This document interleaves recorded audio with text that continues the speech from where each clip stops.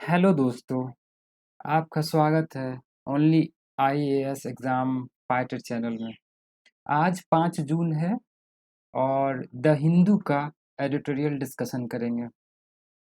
Editorial discussion करने से पहले आज बहुत ही ख़ास दिन है एनवायरनमेंट के लिए। आज 5 जून है और एनवायरनमेंट डे इस दिन मनाया जाता है, तो उसके बारे में हम जानते हैं।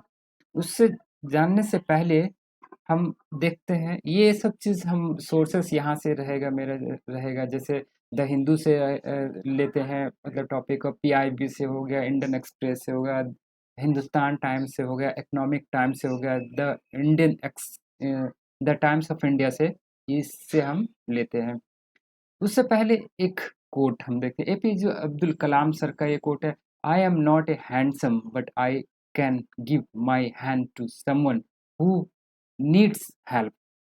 ये कहता है कि हम तो हैंडसम नहीं है, हम बहुत ही सुंदर, बहुत ही ब्यूटी, बहुत ही मतलब स्मार्ट बोलते हैं ना, तो वो नहीं है, ना खूबसूरत दिखते हैं, लेकिन ऐसा मेरा नेचर है कि हम जिसको मदद चाहिए, ज़रूरत है मदद की, उस पे हम हाथ रखते हैं और उसका हेल्प करते हैं।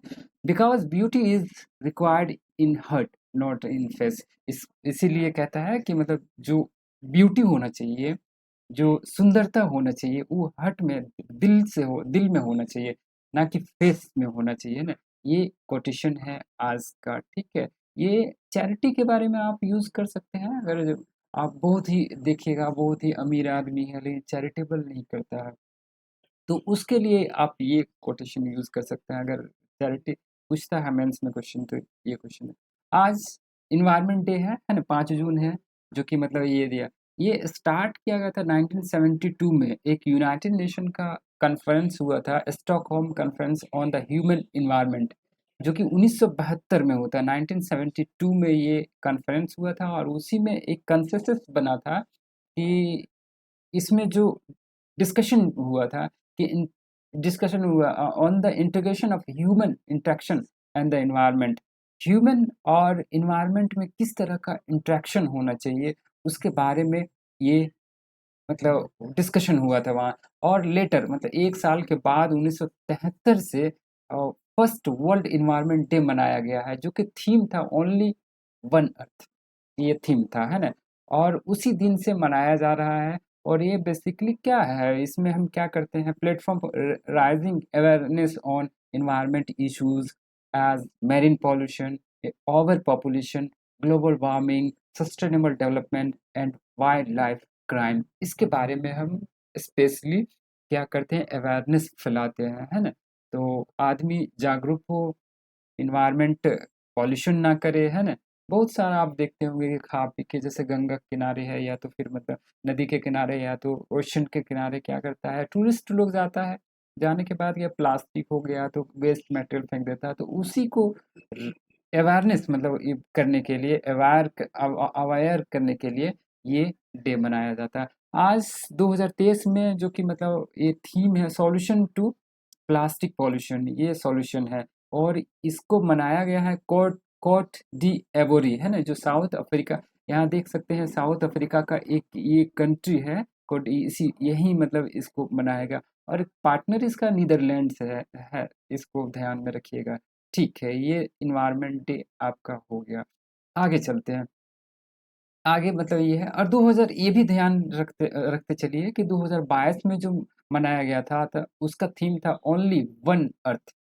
ये स्वीडन में मनाया गया था, है ना? होस्ट जो किया था स्वीडन किया था। अब चलते हैं डिस्कशन की ओर, है ना? ये टॉपिक है ना? Creeping change. ये इतना इम्पोर्टेंट नहीं है, इसमें इम्पोर्टेंट वाली बात इसमें एक है, अब यही बता देते हैं।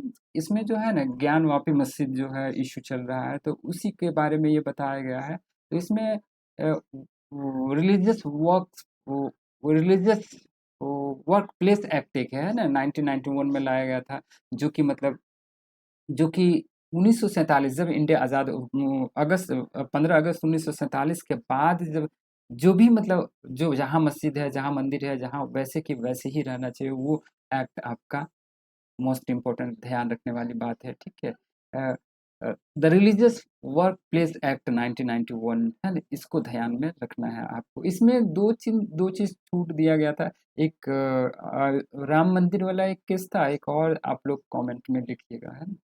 एक ये है सिटीजन एक्टिविज्म, है ना। इसमें अभी जो रेसलर का जो मतलब अभी चल रहा है, प्रोटेस्ट चल रहा है, उसी के बारे में मतलब कुछ बात किया गया है कि मतलब कैसे मतलब सिटीजन का एक्टिविज्म पहले किस तरह होता था। एक्टिविज्म जैसे दिल्ली गैंग रेप हुआ था, उसमें मतलब पूरे पूरे इंडिया का आदमी उठ के खड़ा हो गया था कि नहीं, रेपिस्ट को सज़ा मिलना चाहिए। लेकिन अभी जो ये हुआ है तो बहुत सारा लोग क्या है कि उतना खड़ा नहीं हुआ, प्रोटेस्ट नहीं कर रहा है। जो आम रेसलर है कुछ खास लोग ही मतलब उसमें पार्टिसिपेट कर रहा है। एनजीओ है, सिविल सोसाइटी है, वो भी उतना पार्टिसिपेट नहीं कर रहा है।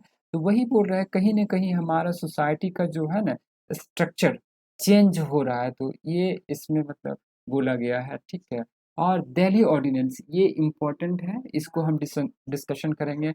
अभी मतलब फिलहाल 11 मई को मतलब सुप्रीम कोर्ट का जो आया था जजमेंट, उसके अगेंस्ट मतलब सेंट्रल गवर्नमेंट जो एक ऑर्डिनेंस लाया है ना, ऑर्डिनेंस लाया और उसको चेंज करने का ये मतलब कोशिश कर रहा है। तो इसको उसके बारे में बताया गया। एक इसमें एक और ये आर्टिकल है, जेनरिक मेडिसिन है, इसके बारे में भी हम डिस्कशन करेंगे। ठीक है, चलिए आगे डिस्कशन करते हैं। ठीक है, Delhi ordinance is an unbiased power grab, है ना, ये कहता है। तो इसमें मतलब ये कहा, ये शुरू करते हैं यहाँ से दिया हुआ है।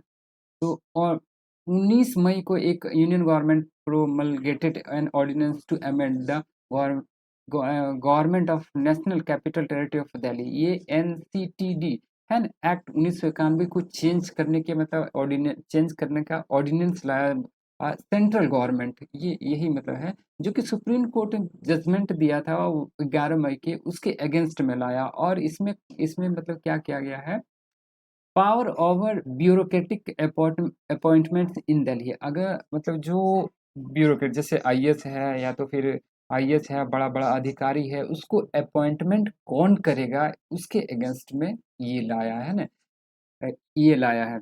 तो after an 8 year long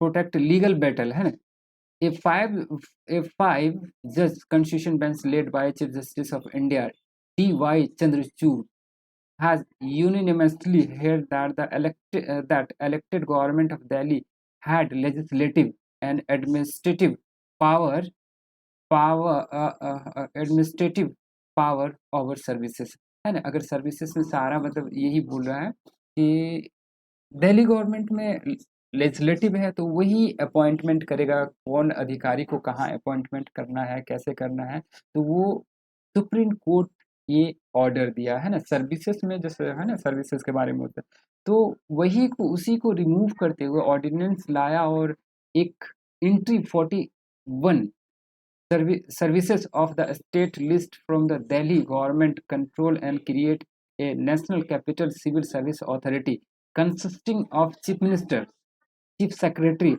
and principal secretary for home, ये रहेगा, है ना, to decide on the service matter in Delhi, है ना।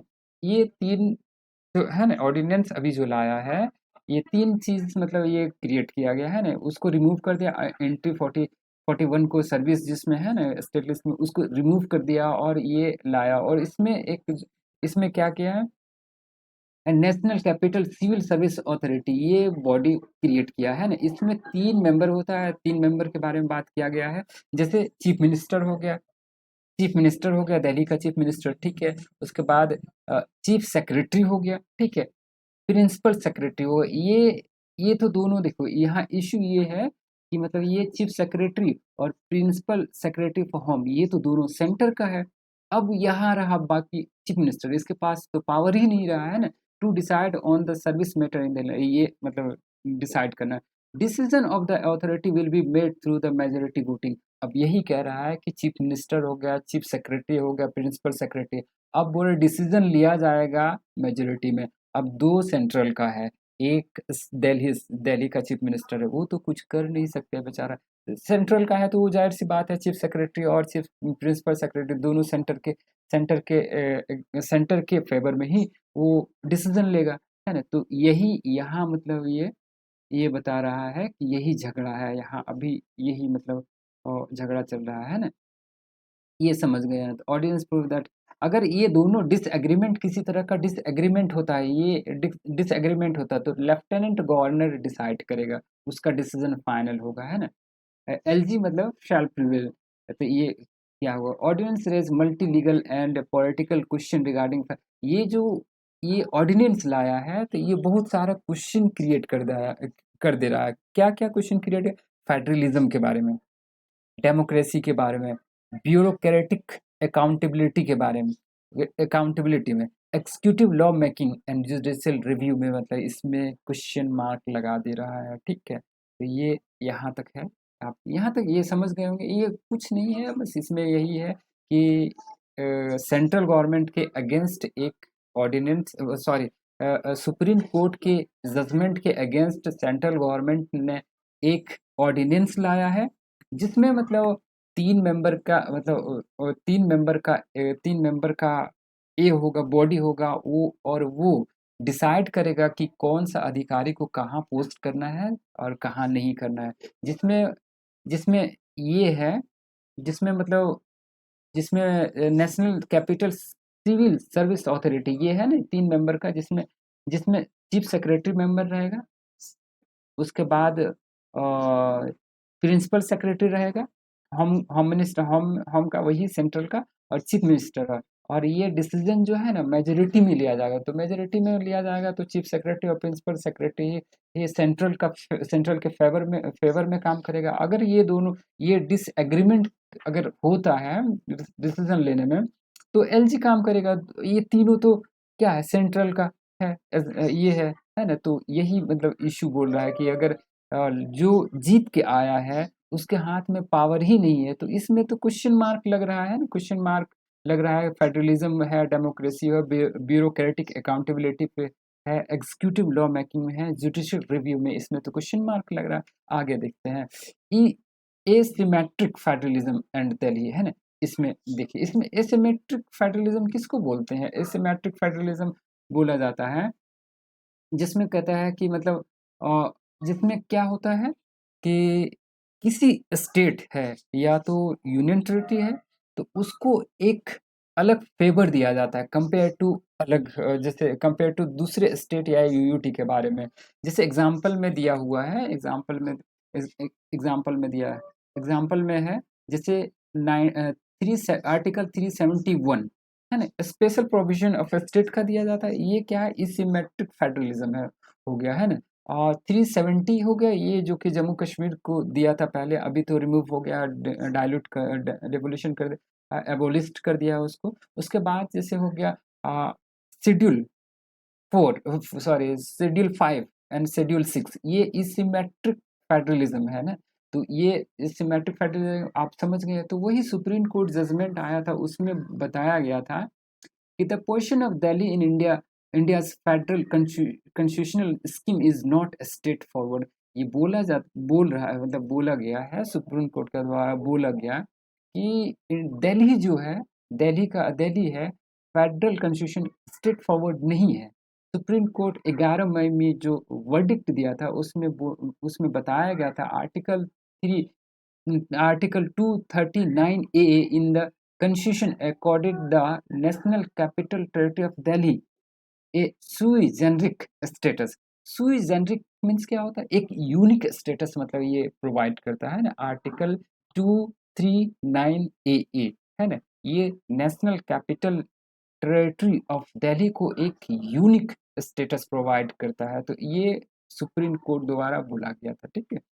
आगे इसमें the court held that there is no homogeneous class of union territory and states. ये बोला गया है, इसके पैरेलल में कोई यूनियन टेरिटरी और कोई स्टेट नहीं है, ठीक है, ये बोल गया। Rather India's constitution has several examples of a special governance arrangements which treat federal units differently from each other। It noted that a special provision of state under article, वही बताएं आपको, the article 371 are in the nature of the symmetric federalism, है ना। आपको symmetric federalism के बारे में बता दिए, यहाँ एग्जाम्पल भी आपको दिया हुआ है ना, आप ये देख लीजिएगा, ठीक है। ये उसके आगे चलते हैं, और ये बताए हैं fifth schedule, six schedule example है। अगर क्वेश्चन आएगा कि इस सिमेट्रिक फेडरलिज्म के बारे में आप जैसे पीटी है तो मेंस में लिखने आए, तो आप ये सब कोट कर सकते हैं या एग्जाम्पल दे सकते हैं, है ना। तो वही ये मतलब सुप्रीम कोर्ट द्वारा जजमेंट दिया गया है। तो अभी इशू क्या है ना, इशू क्या है इसको देखना है ना, इशू क्या है। तो आगे देखते हैं, तो लॉ एंड पॉलिटिक्स फेडरलिज्म, है ना। कैसे लॉ है और पॉलिटिक्स किस तरह चल रहा था। The presidential order is problematic at a different level, जो बोला प्रेसिडेंशियल ऑर्डिनेंस जो जारी करता है वो प्रॉब्लम हर लेवल पे होता है। The first, the government swift and present act of undoing constitution bench judgment does not longer well for judicial independence, है ना। ये मतलब कहीं ना कहीं जुडिशियल इंडिपेंडेंट पे क्वेश्चन मार्क भी लगाता है। While the legislature can alter the legal basis of judgment, it cannot directly overrule it, है ना। इसमें कहा गया है कि जो लेजिस्लेचर का है वो alter alter the legal basis of judgment, judgment जो सुप्रीम कोर्ट द्वारा जजमेंट दिया गया है वो लीगल बेसिस पे ऑल्टर कर सकता है, लेकिन ओवर रूल नहीं कर सकता है, ये कहना है। मतलब ये it further executive law making through an ordinance as the supreme court held in DC Wadhwa case में is only to meet an extraordinary situation, है ना। इस सिचुएशन ये बोल रहा है कि अगर एग्जीक्यूटिव जो लॉ मेकिंग है, ऑर्डिनेंस ऑर्डिनेंस जो क्या है, ऑर्डिनेंस पास करना मीन्स मतलब सारा काउंसिल ऑफ मिनिस्टर का ही हाथ होता है, जैसे प्रेसिडेंट जारी करता है, लेकिन सारा काउंसिल ऑफ मिनिस्टर डायरेक्शन देता है कि आपको ऑर्डिनेंस लाना है, ये करना है, वो करना है। लेकिन ये सुप्रीम कोर्ट द्वारा सुप्रीम कोर्ट के जजमेंट को ओवर रूल नहीं कर सकता है, ये बताया गया है ना। और इसमें आगे चल इसमें दया सुप्रीम कोर्ट के डीसी वाधवा केस हुआ था, उसमें बताया गया कि क्या पावर कब जारी कर सकता है ordinance, meet an extraordinary situation. अगर ऑर्डिनेंस उसी टाइम आप जारी कर सकते हैं जब एक्स्ट्रा ऑर्डिनरी सिचुएशन हो, है, and cannot be perverted to serve political ends, ये बोला कि पॉलिटिकल एंड्स को सर्व करने के लिए नहीं। Most crucially adding an additional subject of the exemption service to the existing exemption land हो गया, public order हो गया, police of Delhi, a legislative power listed in article अपना without amending the constitution is arguably an act of constitutional बोला कि तब तो फिर बोले कि बगैर इसको अमेंड किए हुए आप जो है कॉन्स्टिट्यूशन का कहीं ना कहीं हत्या हुआ है भाई, ये कह रहा है। Finally creating a civil service authority where are bureaucratic overruled and elected, मतलब कहीं ना कहीं आप जो चुन के आया है और उसका पावर कहीं आप छीन, ऑर्डिनेंस मतलब क्या है, ऑर्डिनेंस तो ये तो एक क्या बोलते हैं उसको, रिप्रेजेंटेटिव द्वारा चुना गया, नहीं चुना गया द्वारा बनाया जाता है ना। और इसमें जैसे दिल्ली में चुन के आया तो उसका पावर कहीं न कहीं छीन रहा है, उसका काम करने को, काम जो कर रहा है वो लिमिट कर रहे हैं, तो ये कहा गया है। ले और इसमें जो है ना ये अब ये जो है नीचे दिया हुआ है, इसमें इसमें वही क्या कहा गया है कि आप द्वारा अभी मतलब कांग्रेस द्वारा इसको सपोर्ट नहीं किया गया, तो पहले आप द्वारा नहीं सपोर्ट किया गया था उसका कुछ डिमांड, तो इसलिए ये कह रहा है, ठीक है। ये है आपका spare the rod and change the law, है ना। ये जेनरिक मेडिसिन के बारे में है ना। जेनरिक मेडिसिन के बारे में वो तो हो गया, दिल्ली ऑर्डिनेंस दिल्ली के बारे में आप समझ गए हैं कि क्या इश्यू चल रहा है, ये हो गया वो हो गया।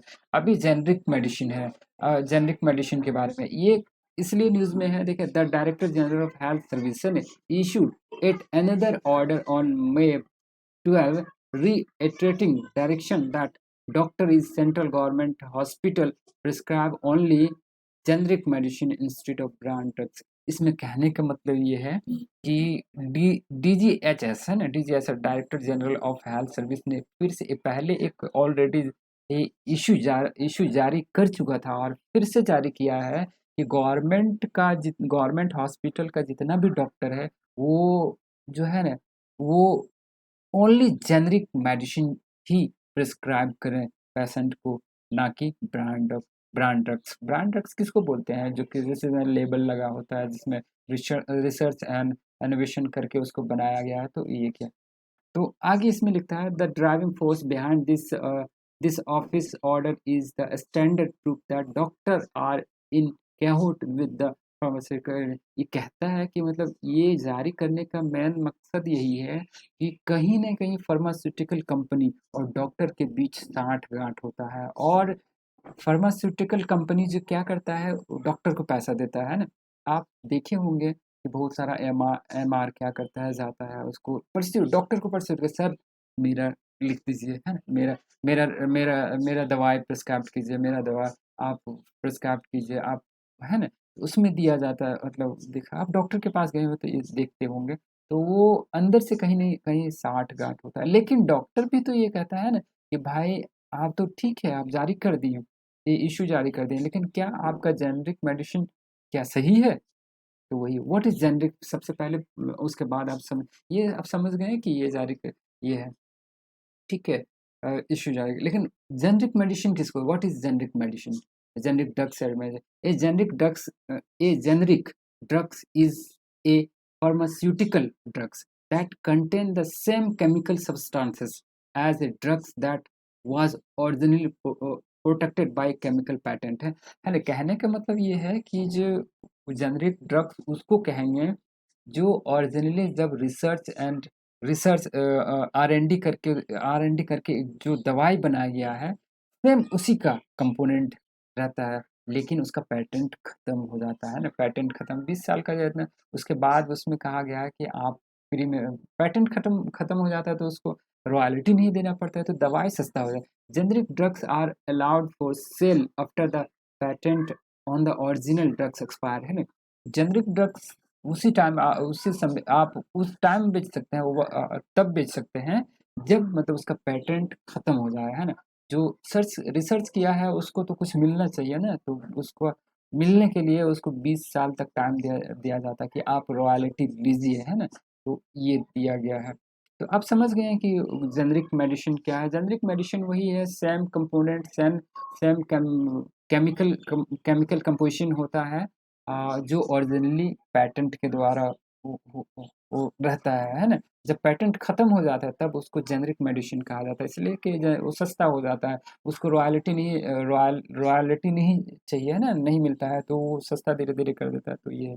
उसके बाद आगे a generic drugs has the same active pharmaceutical ingredient, वही जो कंपोजिशन होता है, कैल्शियम कितना है, फास्फोरस कितना है, तो वो as the original, but it may differ in some characteristics such as the manufacturing process, है ना, फॉर्मुलेशन हो गया, एक्सपिएंट हो गया, कलर हो गया, टेस्ट हो गया, पैकेजिंग हो गया, ये अलग रह सकता है। हाँ, जाहिर सी बात है कि कोई जब पेटेंट खत्म हो जाता है तो उसको गवर्नमेंट द्वारा किसी भी ढांचे में ढाल सकते हैं, है ना। कंपोजिशन वही रहेगा, लेकिन बस उसका फॉर्मुलेशन अलग हो जाएगा, कलर अलग हो जाएगा, पैकेजिंग अलग है, तो ये है। लेकिन इशू क्या है, ये मेन देखना है कि डॉक्टर को गवर्नमेंट द्वारा ये दे दिया गया है कि आपको मतलब ये करना है, लेकिन इशू क्या है, क्वालिटी ऑफ जेनरिक मेडिसिन, है ना, पहला इशू ये है, क्वालिटी नहीं होता है भाई। आप तो बोल दिए कि ये प्रिस्क्राइब करो, लेकिन क्वालिटी यहाँ वही वही क्वेश्चन अराइज किया है। But before threatening it's doctor, perhaps the directorate should conduct a survey among government doctors, asking them to who explain their reluctance to write prescription with just the generic names। ये कहता है कि director general जो मतलब issue order जारी किया है, उससे पहले वो एक सर्वे करवा ले, है ना, कि क्यों करता है doctor prescribe brand drugs। It is no secret that many Indian doctors in both the public हो या तो private doctor हो simply do not trust the quality of all generic medicine in the Indian market। यही कहा गया कि मतलब कोई भी हो, पब्लिक डॉक्टर हो या प्राइवेट डॉक्टर हो, सारा जेनरिक मेडिसिन पे वो मेडिसिन के क्वालिटी पे ये जो है ना ट्रस्ट नहीं करता है। ये इंडियन मार्केट में जो बिक रहा है उस पर ट्रस्ट नहीं करता, इसलिए एक ये रीज़न होगा कि मतलब वो प्रिस्क्राइब नहीं, they have valid reason for this, ये सच में माना गया है। India has lacked behind country like the USA in creating the appropriate legal and scientific standard that provide guarantee to doctor on the interchangeability of generic medicine with each other and the innovative drugs, है ना? ये कहा गया India में जो है ना, US में, अब एग्जांपल देख लीजिए, यूएस में जो है ना, यूएस में बहुत पहले क्या लीगल मैटर क्या होना चाहिए, साइंटिफिक स्टैंडर्ड क्या होना चाहिए, है ना? तो वो एक दूसरे के मतलब जो ड्रग्स खोजा गया है, जो इनोवेटर ड्रग्स, इनोवेटर में ड्रग्स में इसमें जो खोज के निकाला गया है ना, तो उसका और जेनेरिक मैटर दोनों का कंपोजिशन या तो क्वालिटी दोनों का सेम होता है, इंटरचेंजेबिलिटी होता है। The US created this environment of trust by mandating as far back as 1977 that most, है ना? But not all generic drugs be tested on human volunteers in order to measure the rate at which the drugs is bioavailable. That is the rate the drugs dissolve in the blood stream. ये कहने का मकसद इसका ये है, ये कह रहा है कि यूएस में जो है ना, ये जो साइंटिफिक ये जो साइंटिफिक या तो लीगल जो हो रहा है कि आप डॉक्टर है या तो कोई भी मैन्युफैक्चरर है कि आप ठीक है बना रहे हैं जेनरिक मेडिसिन आप बना रहे हैं, लेकिन जो इनोवेटेड ड्रग्स है, जो जिसको पैटेंट जिसको मिला है और मिला था, और वो अभी अभी जो जेनरिक ड्रग्स है, दोनों का जो है प्रॉपर्टी सेम ही होना चाहिए। तभी आप तब तो जनता मतलब इस पर ट्रस्ट करेगा, हाँ भाई ये ड्रग्स ठीक है ना, ड्रग्स ठीक है, बढ़िया है, आप ले सकते हैं, इसमें दवाई से इस दवाई से ठीक होता है, तो वो कहा है। और एक बायो अवेलेबल, इसका मेन कहने का मतलब है कि जितना मतलब है जब इनोवेटर ड्रग्स मतलब ब्लड में घुल जाता है, डिसॉल्व होता है, उसी तरह बायो जेनरिक ड्रग्स भी घुलना चाहिए, तो ये कहना था। तो इसमें कहता है such testing is required because generic manufacturers may use different experiment like the binders, coating and punching machine which directly affect the ability of drugs to dissolve in the blood. यही कहता है कि ये लीगल और जाके scientific standard नहीं होगा, तो जो बनाता है उसमें बहुत सारे चेंजिंग कर देता है। चेंजिंग करने की वजह से क्या होता है कि ये ब्लड में जैसे खा लिया हम, खाने के बाद उसको ब्लड में स्ट्रीमिंग होना रहता है, जाना पड़ता है ब्लड में जाना, डिसॉल्व होना है, तो वो डिसॉल्व ठीक से नहीं। If dissolution profile of the generic drugs is same और similar to that of the innovated drugs over a time period, it is declared to be bioequivalent and hence theoretically interchangeable with innovated। यही कहता है कि अगर ये जो drugs ले रहे हैं, बायो जेनरिक ड्रग्स ले रहे हैं, वो और इनोवेटिव ड्रग्स जो पैटेंट जिसको मिला है, वो दोनों जब हम खाते हैं, खाने के बाद दोनों का जब ब्लड में सेम स्ट्रीमिंग होता है, डिसॉल्व होता है, तो इसी को बोला जाता है बायो एक्विवेलेंट, है ना? बायो एक्विवेलेंट उसको बोला जाता है। इसको ध्यान में रखें, बायो एक्विवेलेंट किसको बोलते हैं? बायो एक्विवेलेंट उसको बोलते हैं जब जेनरिक ड्रग्स और पैटेंट वाला ड्रग्स दोनों को खाते हैं और दोनों ब्लड में घुल जाता है सेम तरीके से, तो उसी को बायो एक्विवेलेंट बोलते हैं। ठीक है, ये दिया हुआ आपका India mandated such a bio equivalent testing only 2017 even then the regulation were vague. ये कहाँ अमेरिका 1977 और इंडिया 2017 में ये मैंडेटरी किया, वो भी रेगुलेशन ठीक से नहीं है ना? But the far more worrying aspect for the public health perspective that fact that a recommendation by the drugs technical advisory to ensure that existing generic drugs approved prior to 2017 also be tested for bioequivalence was ignored by the government। ये कहने का ये D tab है ना, ये drugs and technical advisory board, इसने कहा था कि मतलब आप ठीक है अप्रूव दे दिए कि आपको टेस्टिंग करना है, वो भी 2017 के बाद से जितना भी ड्रग्स अगर है तो उसको टेस्टिंग का, लेकिन ये एडवाइस किया कि मतलब नहीं, 2017 से पहले जो मतलब आप अलाउ कर चुके हैं दवाई, उसका भी टेस्टिंग हुआ, लेकिन गवर्नमेंट ने इसको इग्नोर किया, है ना? This means that a vast majority of drugs in the Indian market have never been tested for bioequivalence. यही कहता है कि डॉक्टर क्यों नहीं लिखता है? तो यही रीज़न है कि टेस्टिंग नहीं है, क्वालिटी नहीं है। टेस्ट होगा तब ना कि बायो एक्विवैलेंस है या नहीं है। अगर लाइफ इज़ प्रेशियस, अगर एक भी जान चल गया तो बहुत मुश्किल में है। Hence the government cannot provide doctor with a legal guarantee that all generic medicine in the Indian market are in fact interchangeable with the innovator drug। इसलिए गवर्नमेंट कभी ये गारंटी डॉक्टर को नहीं दे सकता है कि जो दवाई जेनरिक मेडिसिन है वो बायो बायो इंटरचेंजेबल है विद द इनोवेटर ड्रग्स। ये यहाँ तक मतलब कहने का मतलब आप समझ गए होंगे। It if the government cannot provide such a legal guarantee, it should not be barring doctor against prescribing their preferred brands.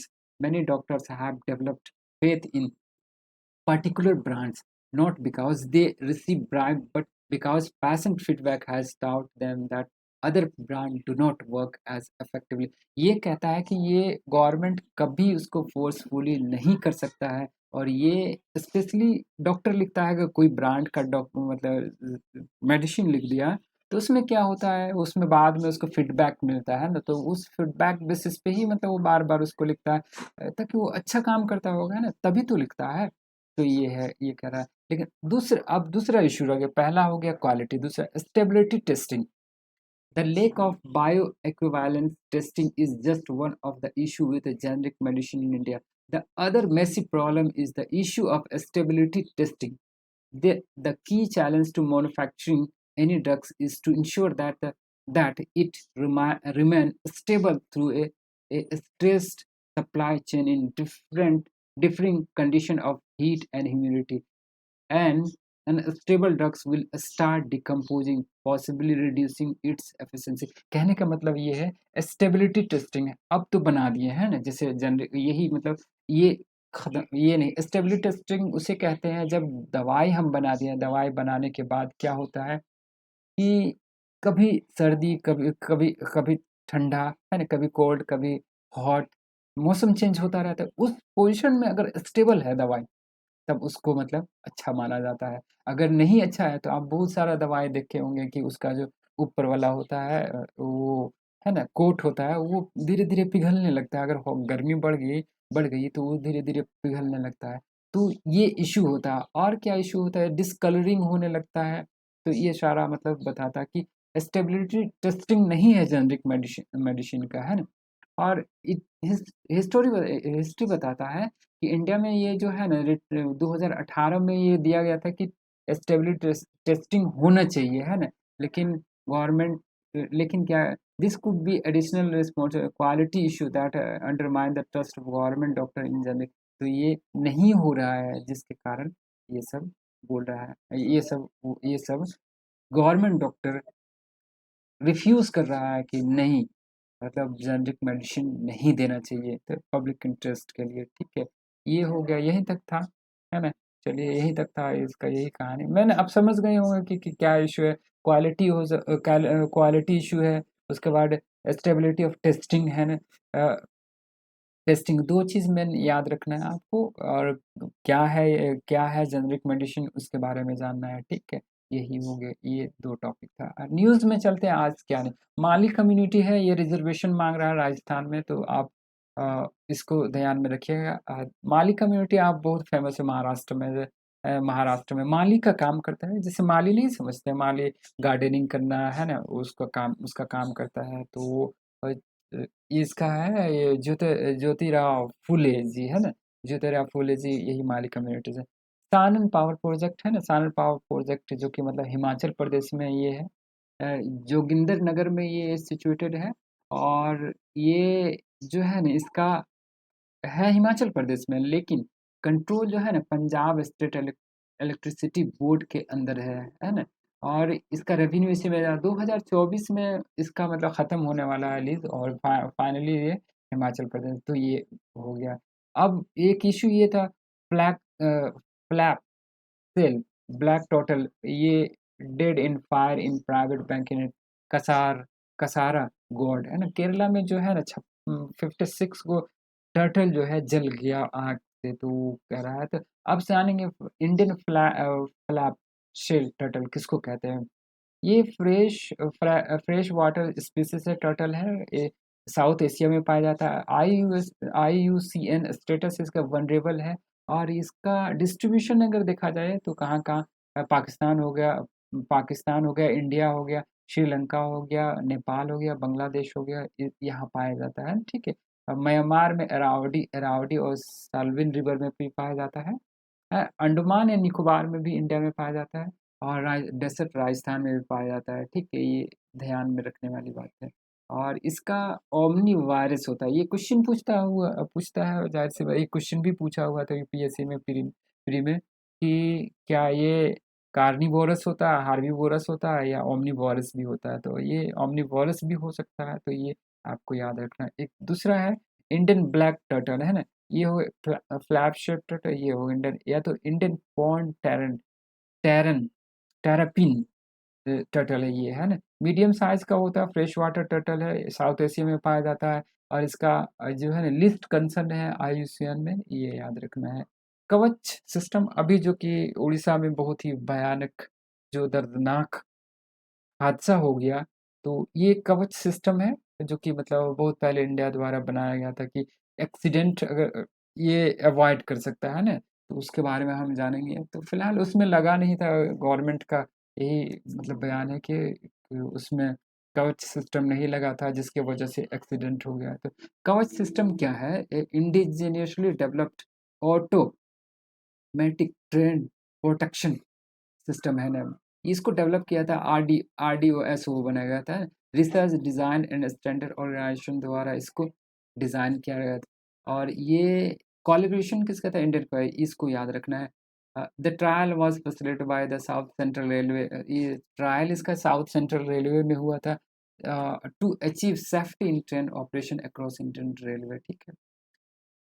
It is a state-of-art electronic system with safety integrity level 4. Safety integrity level 4 standard. It is meant to provide protection by preventing train to pass the signal at red, which mark danger or avoid collision. It activate the train's braking system automatically if the driver fail to control the train as per speed restriction. ये आपका ये है ना कवच system. आज का word है profusion. Profusion means होता है the property of being extremely abundant, है ना। इसका रिचनेस कॉर्नोकोपिया इसका है, ये हो गया। चलिए, ओके, थैंक यू। आप लोग वॉच, आप बताइएगा कैसे है। Thank you, okay.